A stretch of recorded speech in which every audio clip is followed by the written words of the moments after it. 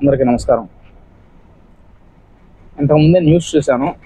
శ్రీకాకుళం జిల్లా పలాస కాశీబుగ్గ శ్రీ వెంకటేశ్వర స్వామి ఆలయంలో 9 మంది తొక్కిసలాటలో మరణించారని చెప్పేసి న్యూస్ చూసా. అంటే చాలా బాధేసింది న్యూస్ చూడగానే. అయితే దీనికి కారణం ఎవరు? ప్రభుత్వం అయితే కాదు. కొంతమంది చిల్లరగాళ్ళు బయటకు వచ్చి ఇప్పుడు ప్రభుత్వాన్ని నిందిస్తారు. ప్రభుత్వ వైఫల్యం అని చెప్పి. తప్పు. ప్రభుత్వానికి దీనికి సంబంధం లేదు. అంటే హిందువుల భక్తి పిచ్చిగా మారడం వల్ల ఇది ఒక మారణ హోమం అంటాను నేనైతే. హిందువుల పిచ్చి భక్తిగా మారడం వల్ల జరిగింది ఈ ఘటన. నేను చాలాసార్లు నా ఫ్రెండ్స్తో, నా ఫ్యామిలీ మెంబర్స్తో ఈ విషయం గురించి గొడవలు పడుతుంటా. అంటే వాళ్ళు పండగ పూట గుడికి వెళ్ళాలని, నేను పండగల్లో గుళ్ళకి వెళ్ళొద్దు, జనతాకిడి ఎక్కువగా ఉంటుంది, అట్లా తోసుకుంటూ నెట్టుకుంటూ గుళ్ళకి వెళ్ళి ఆ గుళ్ళలో సరిగా దర్శనం కూడా సరిగా ఉండదు. అంటే తోసేస్తూ ఉంటారు, పాండమ్మ అని చెప్పి తోసేస్తుంటారు. కనీసం మనం వెళ్ళినందుకు దైవ దర్శనం కూడా సరిగా చేసుకోలేము. అలా కళ్ళు మూసి కళ్ళు తెరిచేలోపు నెట్టేస్తారు బయట పక్కకి. అలాంటప్పుడు ఎందుకు ఆ జనతాకిడికి తట్టుకొని మరీ దర్శనంకి వెళ్ళడం ఎందుకు? ఇప్పుడు 9 మంది మరణించారు. టైం బాగాలేకపోతే ఇంకా కూడా తిరిగే అవకాశం ఉంది ముద్దు సంఖ్య. అంటే I'm sorry to say this. అంటే అంత జనాల్ని నెట్టుకుంటూ వెళ్ళి దైవ దర్శనం చేసుకోవాల్సిన పిచ్చి ఎందుకు? రేపు వెళ్ళొచ్చు కదా దైవ దర్శనానికి, తప్పే ఉంది. దేవుడు ప్రతిరోజు ఉంటాడు కదా అక్కడ, పండగ రోజే వెళ్ళాలి. సో దయచేసి హిందువులందరూ కూడా భక్తితో ఉండండి, పిచ్చితో ఉండొద్దండి. ఇప్పుడు వెంకటేశ్వర స్వామి దర్శనంకి వెళ్ళారు. ఆ 9 మందిని ఏమన్నా వెంకటేశ్వర స్వామి కాపాడగలిగాడా? పోనీ ఇంకే దేవుడైనా కాపాడగలిగాడా? అంటే ప్రీవియస్గా కూడా చాలాసార్లు ఇలాంటి సంఘటనలు జరిగాయి. కృష్ణా పుష్కరాలకు కావచ్చు, కుంభమేళా కావచ్చు, ఇంకా చాలా చాలా చాలా సంఘటనలు జరిగాయి. అంటే నేను ఒక హిందూగా చాలాసార్లు గొప్పగా చెప్తుంటా హిందూ మతం గురించి కావచ్చు, హిందువుల గురించి. కానీ ఇలాంటి సంఘటనలు జరిగినప్పుడు నిజంగా అంటే ఫూలిష్గా అనిపిస్తుంది. అంటే మన హిందువులు ఎంత ఫూలిష్గా బతుకుతున్నారా? అంటే ఇంగిత జ్ఞానం లేకుండా బతుకుతున్నారా? ఇప్పుడు జనతాకిడి ఎక్కువ ఉంది, తోసుకుంటూ నెట్టుకుంటూ వెళ్తున్నారు. దయచేసి కనీసం చూసినప్పుడు అర్థం చేసుకోవాలి కదా, అరే ఇంత జనాలు ఉన్నారు, సో వెళ్ళిపోదాం, రేపు వద్దాం దైవ దర్శనానికి అని అనుకోవచ్చు కదా. అయినా సరే వెళ్ళాలి దర్శనానికి.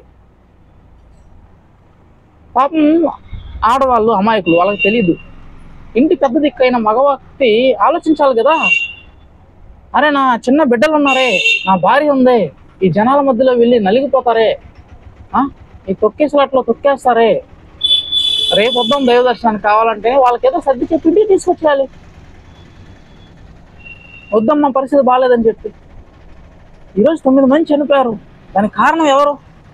మీ మూర్ఖత్వం కాదా? సో దయచేసి నేను చెప్పేది ఒకటే, పండగల పూట ఈ జనతాకిడి ఎక్కువ ఉన్నప్పుడు దైవ దర్శనాలకు వెళ్ళొద్దు. ఒకవేళ మీరు గుడి దగ్గరకు వెళ్ళినా సరే ఆ జనాలను చూసినప్పుడు వెనక్కి వచ్చేయండి.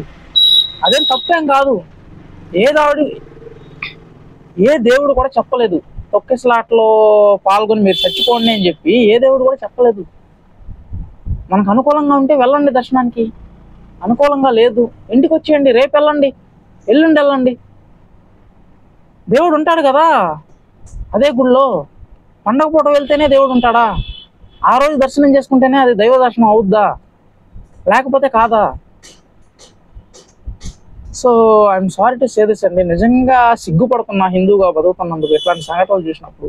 సో దయచేసి ఆలోచించండి, కొంచెం భక్తితో ఉండండి, పిచ్చితో ఉండొద్దు. భక్తిగా బతకండి, పిచ్చితో బతకండి. నేను చెప్పేదైతే ఇదే అండి. జనతాకిడి ఉన్నప్పుడు దర్శనాలకు వెళ్ళవద్దు, నేను చెప్పేదైతే ఇదే.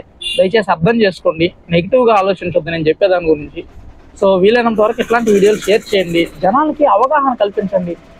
చదువు లేని వాళ్ళు, అమాయకులు తెలియదు. మనం చదువుకున్న వాళ్ళమైనా చదువు లేని వాళ్ళకి చెప్పాలి కదా, అరే ఇలాంటి సంఘటనలు చాలా జరుగుతున్నాయి. సో ఈ పండుగల పూట జనాలు ఎక్కువ ఉన్నప్పుడు మనం దర్శనాలకు వెళ్ళవద్దు. సో ఇప్పుడు హైలీ ఇన్ఫ్లుయెన్స్డ్ పీపుల్ వేరు, వాళ్ళకి స్పెషల్ విఐపి దర్శనాలు ఉంటాయి. సో జనాలతో సంబంధం లేదు. బట్ మనం సామాన్య మానవులకు అలా కాదు కదా, ఆ జనాల్లోనే తోసుకుంటూ వెళ్ళాలి కదా, నార్మల్ దర్శనానికి వెళ్ళాలి కదా. ఎందుకంటే ఇబ్బందులు పడుతూ వెళ్ళి ఇలా చనిపోవడం, ఒక ఫ్యామిలీ మెంబర్ మిస్ అయితే అంటే చనిపోతే మనకి ఎంత బాధ చెప్పండి. మన ఫ్యామిలీలో నుంచి ఒక తల్లి ఇన్ని రోజులు మనతో బతుకుతూ ఉండి ఒక్కరోజు చనిపోతే ఆ తల్లి లేకుండా ఆ తల్లి లేని లోటు ఆ పిల్లలకి ఎవరు తీరుస్తారు? తండ్రి తీర్చగలరా నిజంగా?